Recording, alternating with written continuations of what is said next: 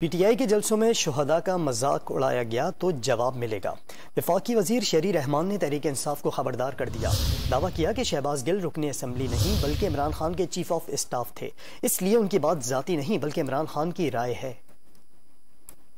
आपने अगर हमारे शोधा का मजाक उड़ाना है उसी दिन या उनके खिलाफ कैंपेनें करनी है या गाली गलोच का नया कारवान चोर डाकू का शुरू करना है तो आपको जवाब तो मिलेगा।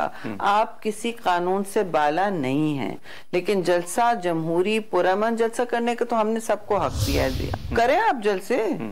आप बैंड बाजा वहाँ तो बैंड बाजा ही होता है ना, वहाँ तो डांस नाचना बैंड बाजा इट्स एंटरटेनमेंट। शहबाज गिल को भी कभी कहते हैं ठीक है, फिर कहते हैं ये तो अभी मेरा चीफ ऑफ स्टाफ कुछ बोले इसका मतलब मैं बोल रही हूँ, ठीक है।